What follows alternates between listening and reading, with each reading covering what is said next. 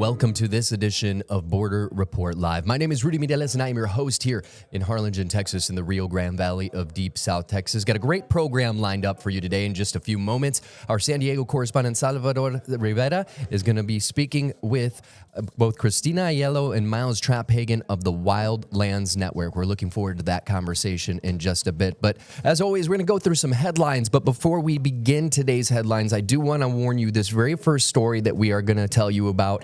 Some of you at home listening or watching this may consider this story a little disturbing. So if you are a little sensitive to certain topics in the news, you may want to take this time to go ahead and hit the mute button, or maybe skip ahead if you're listening to the audio version of this on your podcast device.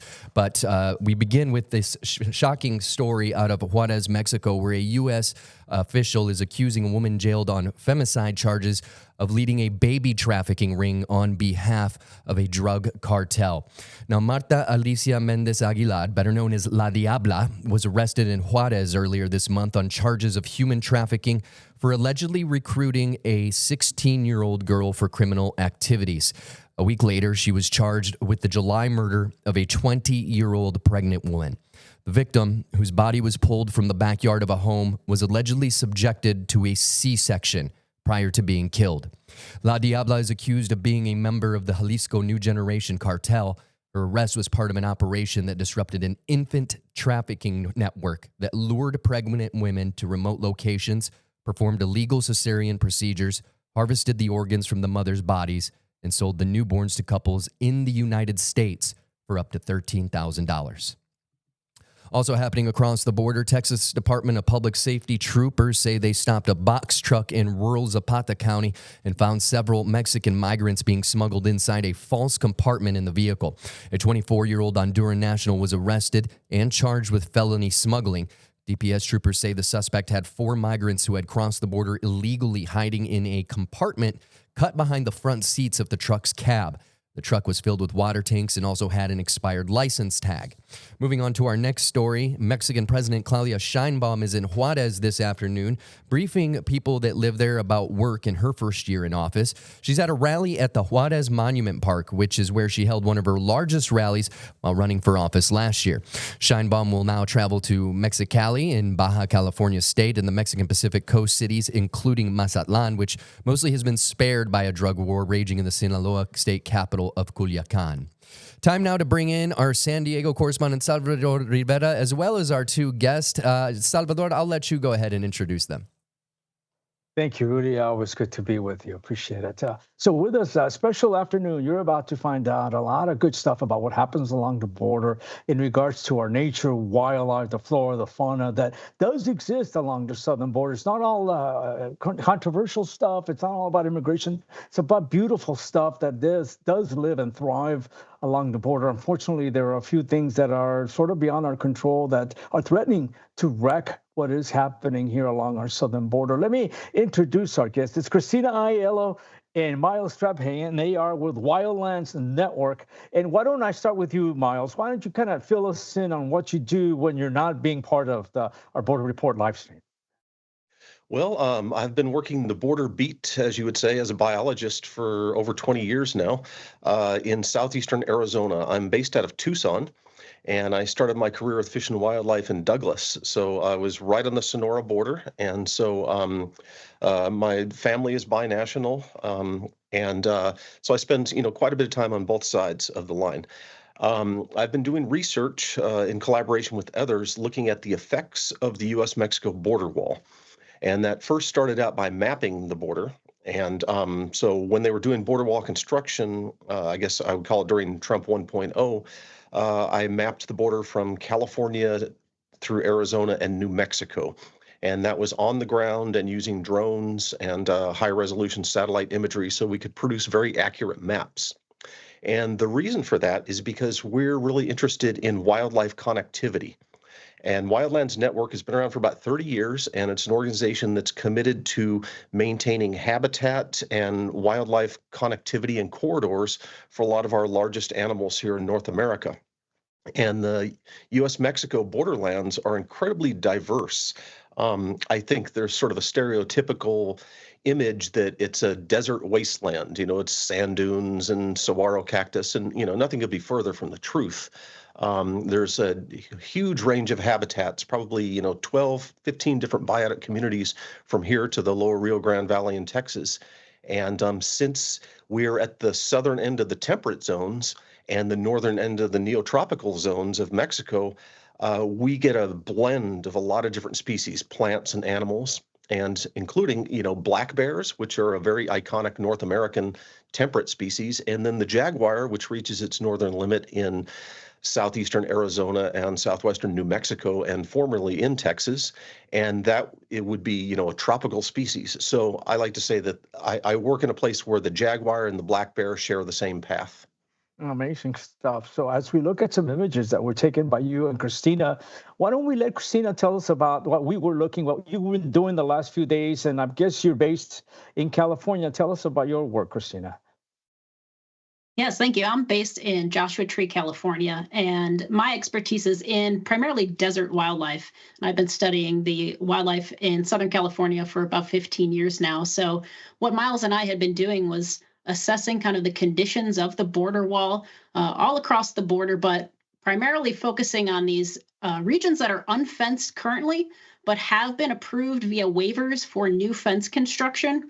And we're really concerned about the effects this is going to have on some of California and Baja California's most iconic large mammal species, particularly peninsular bighorn sheep, but as well as mountain lion and mule deer. These are large animals that cannot get through this border fence. You can see the gaps in that fence wall are just about the size of my fist, very small. So large animal like bighorn sheep's not going to be able to pass through. So we are documenting kind of these key areas that species like bighorn sheep are really reliant on to move back and forth between their habitat in California as well as in Baja California, and to try and make some proposals to DHS as to what we can do to preserve some of this connectivity for these key species. Miles, you described the first Trump administration, and you were working back then. What did you see back then? What was the extent of the damage or destruction, for lack of a better term, that you saw, that you witnessed when the walls first started going up? It was an incredible amount of destruction and really heartbreaking to see, especially in an area where you've staked a lot of your career in conservation and preservation of natural spaces. They built approximately 450 miles of border wall. And contrary to popular belief or kind of what a lot of the media was promulgating, was that they called it replacement fencing. And in a lot of places, there were vehicle barriers, which are like they call them a Normandy fence. It's the crossbars that you would see using old railroad ties. That was not a problem for animals and wildlife to traverse. But then when they did the replacement fencing, and now you've got a 30-foot border wall with only 4-inch gaps between it, there's simply no comparison. So during that time period, I saw a lot of mountains literally blown up on National Park Service properties and wilderness areas in order to build border walls.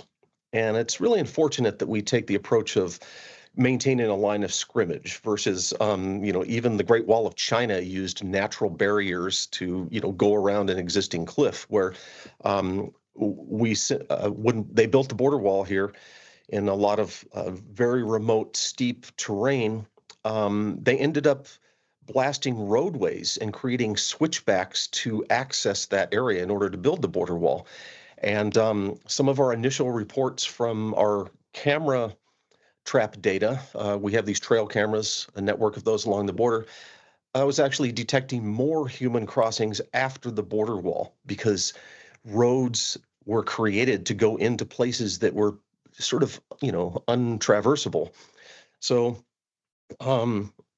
it's really a destructive way of approaching immigration and border security, and especially when there was already an existing multi-million-dollar, hundreds of $1 million network of integrated fixed towers, which were doing this job electronically with radar and sensing and high-resolution cameras and infrared.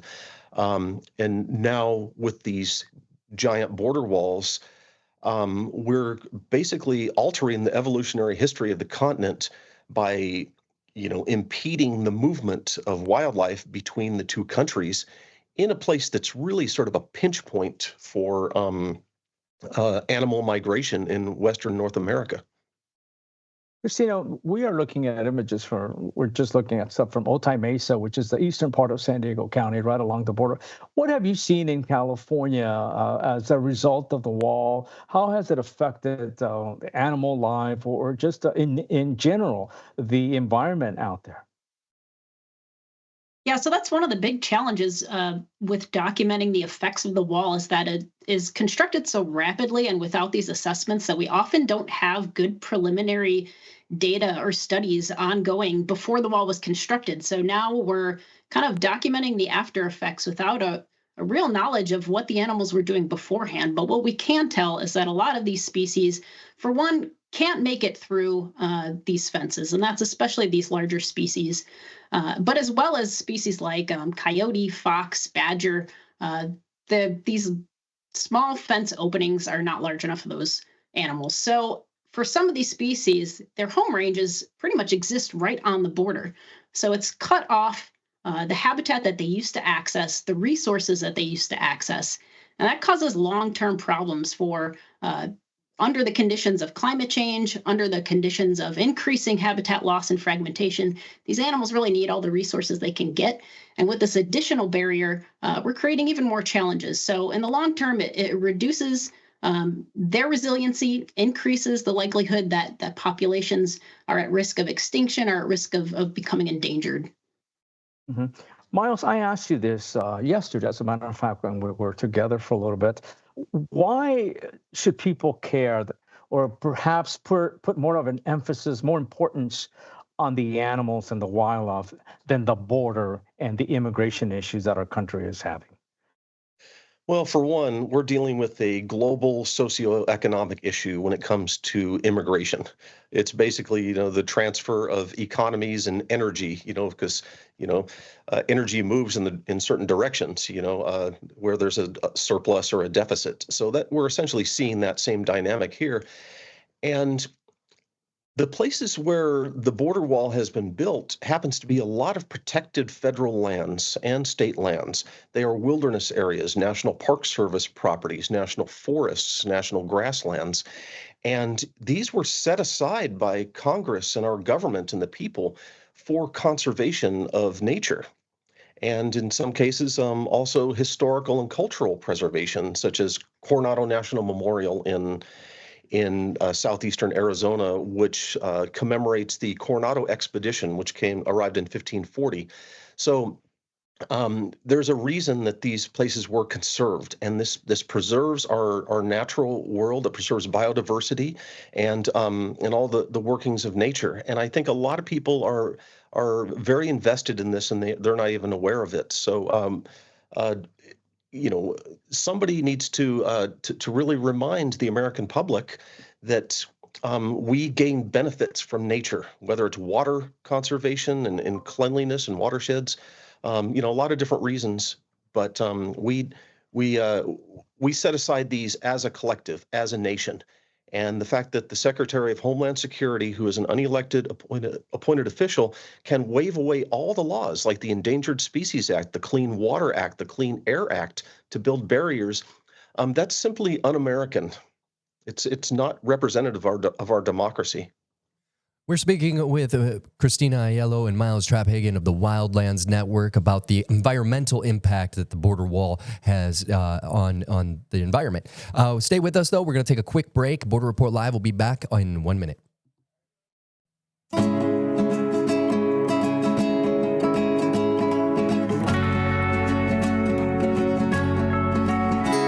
And welcome back to Border Report Live. Joining myself and our San Diego correspondent, Salvador Rivera, is Christina Aiello and Miles Traphagen of the Wildlands Network, here to talk about the environmental impact of the border wall.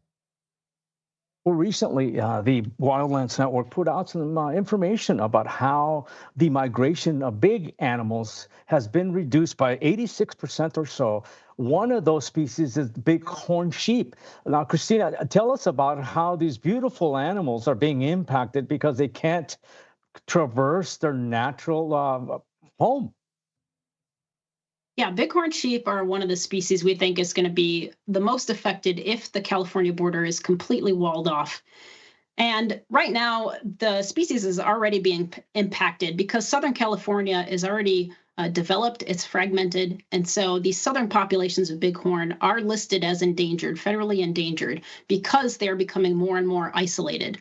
Now, at the moment, some of the sections of the border that are unfenced occur right in this desert bighorn habitat, and it allows connectivity between the populations in California and Baja California. And it's pretty much a continuous string of habitat. The populations are interacting regularly. There's a population that occurs right on the border that actually accesses water on the Mexico side and then spends the rest of its year on the U.S. side. And so if this section of border is completely walled off, what we're going to see is increasing impacts, not just on this local population, but we're going to completely cut off bighorn that occur in California from bighorn in Mexico. And this is a very culturally and economically significant species. It's really coveted by outdoorsmen and hunter groups. Currently, because they're listed, they can't be hunted, but if they were to be recovered and populations were to increase, that might be a future possibility. In Mexico, the ejidos are very concerned and interested in being more engaged in bighorn conservation because this is not only a potential economic resource if hunting opportunities were to open up in the future, but it's also a culturally significant animal for a lot of indigenous cultures on both sides of the border. Hmm, interesting. Now, Miles, we have discussed, you have told us about these solutions that you're also proposing. You're not about investigating or perhaps pointing fingers. You're also about creating, suggesting solutions to mitigate this. Tell us about these trapdoor idea that you have that does allow not the bigger animals perhaps, but some animals, some species are able to get through the border fence because of these openings, this crevices, if you will, that have been put into the base of the wall in certain areas. Yeah, so in certain areas along the border, mainly in Arizona, there are things called small wildlife passages. And the Department of Homeland Security and its contractors put these in the border wall a few years ago. And they're very small. They're only 8 by 11 inches, so the size of a standard piece of paper. And we discovered in our research with Sky Island Alliance, another conservation organization in Arizona, that a lot more wildlife were using these small openings than we anticipated. And what really just kind of blew everybody away is when we saw mountain lions go through there. We have a video of a mother mountain lion and her 3 kittens that are going through there. And she basically just looks at it and does a downward facing cat, as you would call in yoga. And she makes her way through there. So what we're trying to do is to be proactive to find, solutions and some way to mitigate the impacts of the border wall. And we've had discussions with the Department of Homeland Security for several years now. There's a lot of great people in the environmental department of DHS who are concerned and who do care. And so when we presented them with, hundreds of videos of animals utilizing these, it really inspired them to try to go the extra mile to install more of these structures, these small wildlife passages, in addition to keeping larger floodgates open seasonally so that we can facilitate migration of larger animals. Okay, wonderful. And if you want to see that video, we have it on borderreport.com. We were going to have it for you on this live stream, but we had some issues, so we apologize about that. It is a striking video, and you do see an example of how we can help if we really put our minds to it. Now, Christina, what happens if DHS, Department of Homeland Security, does go ahead and puts up these barriers everywhere? Yesterday, we were talking about how like 98% of the entire California, Baja California border will be sealed off. How devastating is that going to be? I would say it would be quite problematic, but it's not irreversible. I mean, we are gathering data right now to help us pinpoint where are these key locations that some of these larger and smaller wildlife need. And even if the wall is completely built today, we can go back and we can add these openings. I mean, this isn't a permanent situation. So we're just going to keep pushing for this and keep asking for these openings to be put in, whether that's this administration or a future administration, because this is going to be a gradual process and its effect for wildlife. There will be some individuals immediately affected, those that are cut off from some of those resources like the water holes that Bighorn are accessing. So that might affect individual survival, their ability to reproduce. But in the long term, this is going to be a slow process to where populations become more and more genetically isolated, and that's going to be a kind of a gradual thing. And that's why it's kind of hard to call for these things, because you don't see it immediately. You don't see dead animals just littering the ground. This is going to be a process that occurs over multiple decades, but it's going to have substantial effects where wildlife populations are going to be more at risk in the long term. Miles, aesthetically, the wall is not very pretty to look at. Aside from the problems it presents for animals, wildlife, what other issues does the wall create out there in the desert or in the mountains along our southern border? It has a lot of human impacts. I'm really concerned about children who grow up in the shadow of a border wall. And you see this when you're in the urban areas such as Tijuana and some parts of San Diego, but mainly in the other side. But when you get into South Texas and the Rio Grande Valley, I've been down there in McAllen and Brownsville, and people have border walls literally in their backyards. And my biggest concern is that if that becomes normalized for kids who've grown up and they never knew what it was like not to live in the shadow of a border wall and to, have helicopters buzzing around all night and concertina razor wire on the wall, what's going to be the long-term impact on their psyche, on their development, on their view of the world? So that's a major concern of mine. Another concern is the water use and energy-intensive use for construction of the border walls. There's a place called San Bernardino National Wildlife Refuge in southeastern Arizona, and it has ponds to protect endangered native fishes for the Rio Yaqui drainage.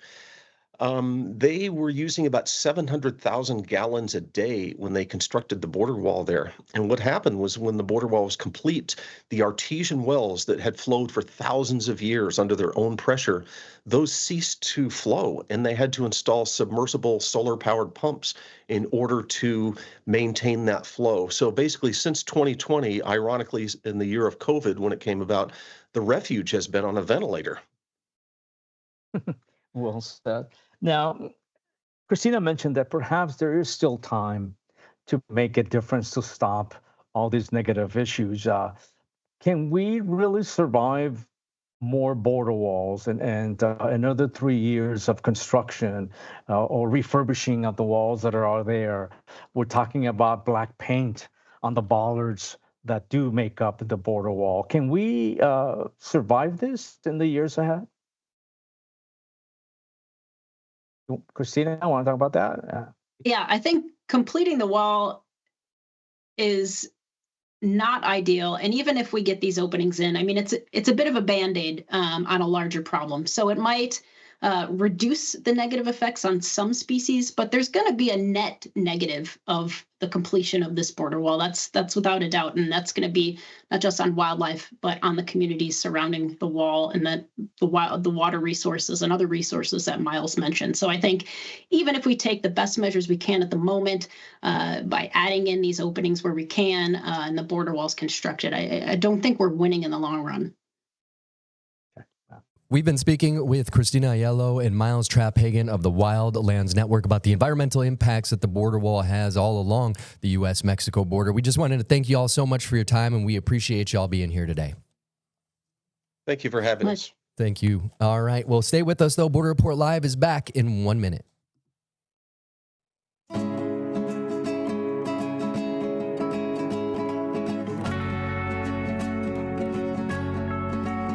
Welcome back to Border Report Live. My name is Rudy Mireles. I'm your host here in the Rio Grande Valley of deep South Texas. What a great program. Thanks to our San Diego correspondent, Salvador Rivera, and our guests, of course, Mr. Miles Trapp-Hagan and Miss Christina Aiello of the Wildlands Network for that incredibly the incredible information about the environmental impact that the border wall has all along the U.S.-Mexico border. Got some things to tell you about before we go today, starting with we want to remind you to check out our partners at Political Power Ranker. It's a weekly show tracking the movers, shakers, and rule makers in American politics. Nexstar's Director of Political Content and my boss, Chris Berg, and Director of Emerson College Polling, Spencer Kimball, break down who's up and who's down in the world of politics based on data. Now, this week's episode focuses on the New Jersey governor's race with a new poll from Emerson College Polling. So if you're a political junkie, you're not going to want to miss it. So make sure to check it out. You can find more on Political Power Ranker at abc27.com,